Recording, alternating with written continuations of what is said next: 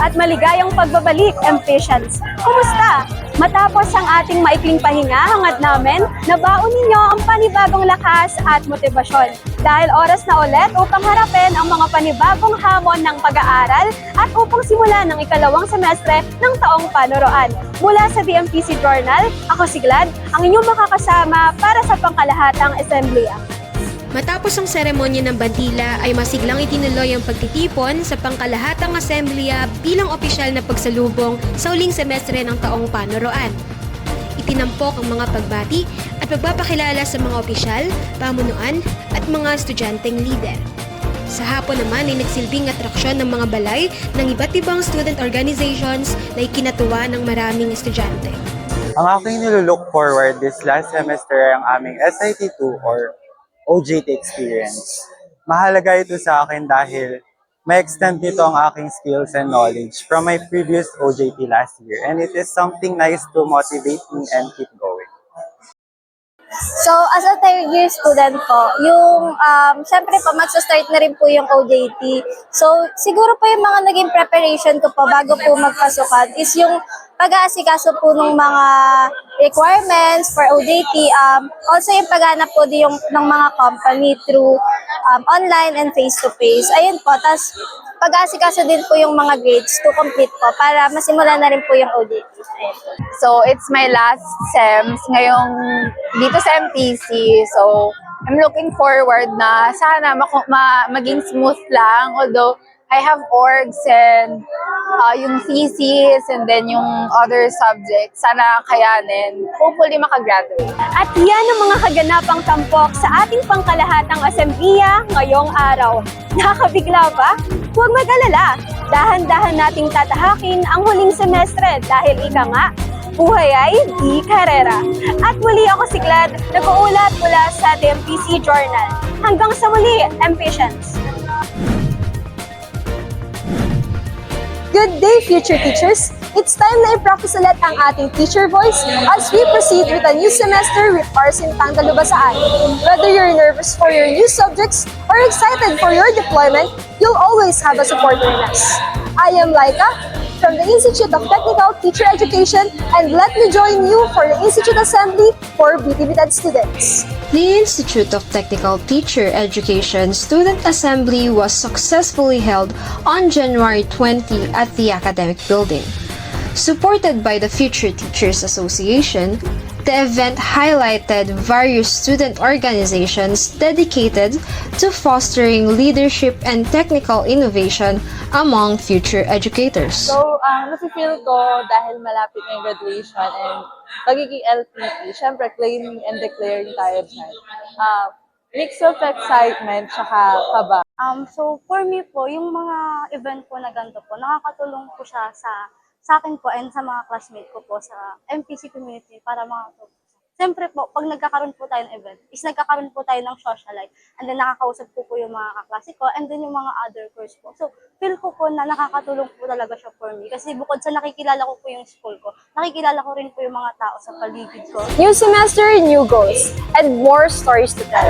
Don't forget to set your game face on for this semester. Muli, ako si Laika mula sa ITTE, nag-uulat para sa Institute Assembly ng BTVTED students.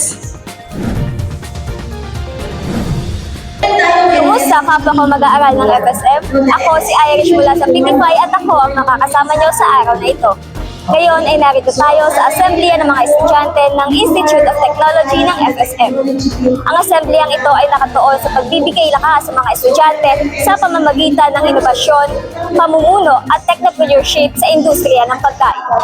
Ginanap ngayong araw ang FSM Institute Assembly sa 5th floor academic building kung saan nagkaisa ang mga guro at mag-aaral ng Food Service and Management.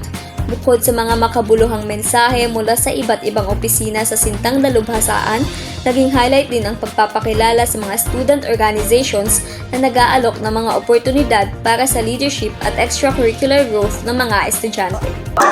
Yes, we're ready na kasi for our last semester is, ang natitirang subject na lang namin is, yung pinaka-major is research dahil dito nakasalalay sa amin kung makakagraduate ba kami or hindi.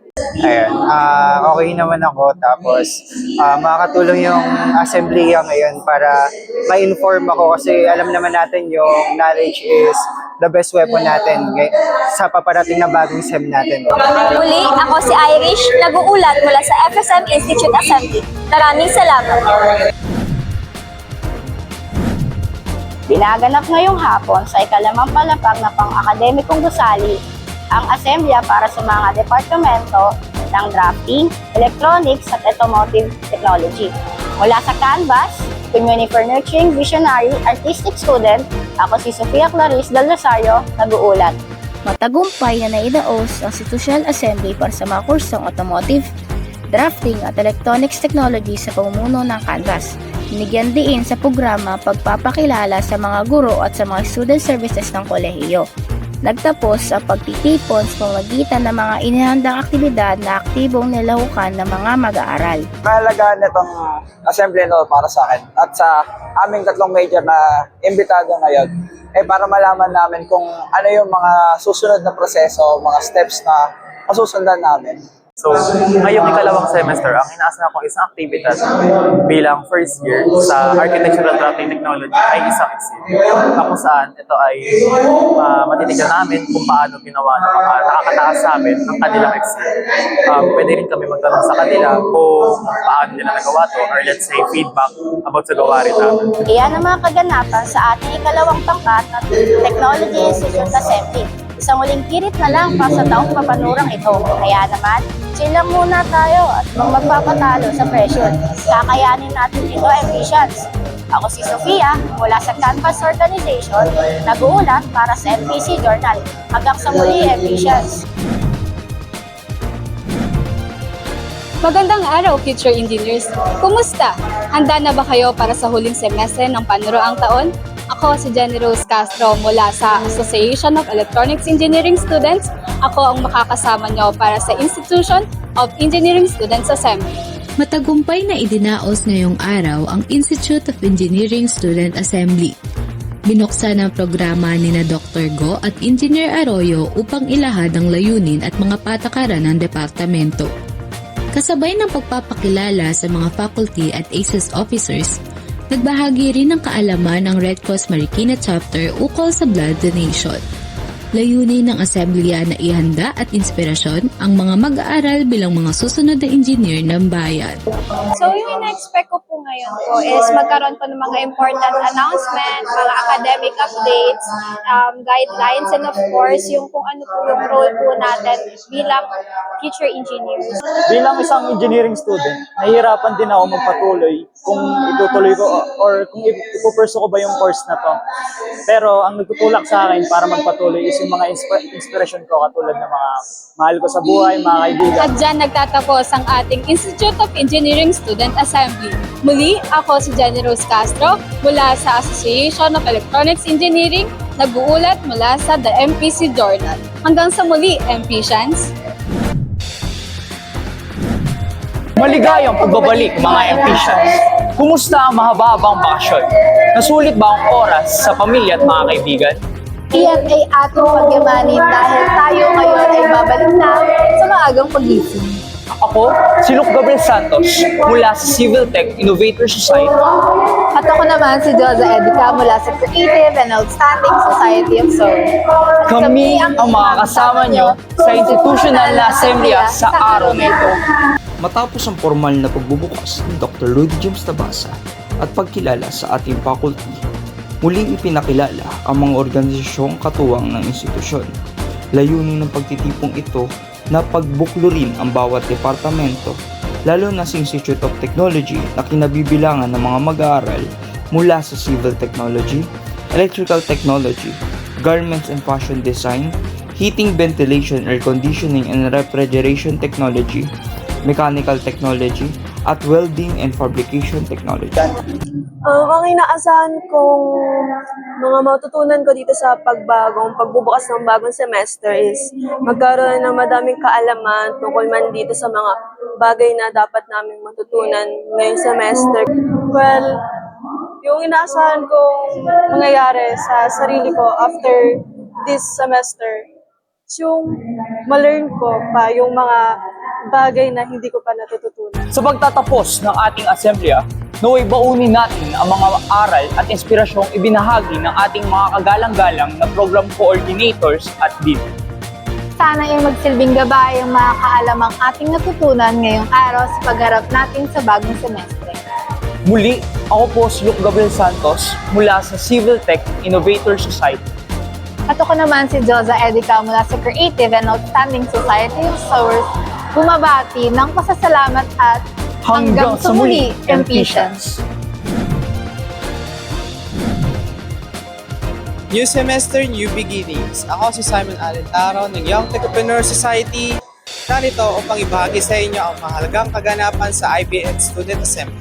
Bilang pagtatapos ng mga assembly ngayong linggo, idinaos ng Institute of Business Management ang isang programa na nakatuon sa career preparation at entrepreneurship. Nagbahagi ng inspirasyon si Dr. Arnold Johnson Asidera habang tinalakay naman ni Professor James Ray Aponte ang mga career pathways para sa mga magtatapos. Sa pamamagitan ng Pillars of Student Success at iba pang masiglang aktibidad, matagumpay na naihanda ang mga estudyante para sa kanilang tatahaking landas. Hi, I'm Jane Binagyohan from BS Entrep 4A. Meron akong dalawang goals this semester. Is yung una, yung syempre yung grades ko. So pangalawa is mas tumami pa yung graduate sa batch namin. Yung mga career na possible po namin pwedeng mapuntahan after our graduation. Yun po yung nilolook forward ko po. Ma-enlighten po ako kung ano po yung mga careers na pwede po available po na pwedeng applyan after ko pong graduate. So, paano saan nakatulong yung assembly na to? So, as of now, ang based sa mga nagsalitang speaker, nakatulong sa itong assembly na to para mas maging prepare ako sa mga paparating na ngayong SEM, and usually kasi graduating student na rin ako. Nakatulong din siya sa akin para malaman ko yung mga career path na pwede kong anuhin after ng graduation. At dyan nagtatapos ang IBN Student Assembly na ikalawang semestre ngayong taong Panurungan 2026. Tandaan, always follow your dreams at huwag matakot mangarap at magsimula muli. Ako si Simon Alentaro mula sa Young Techpreneur Society, nag-uulat.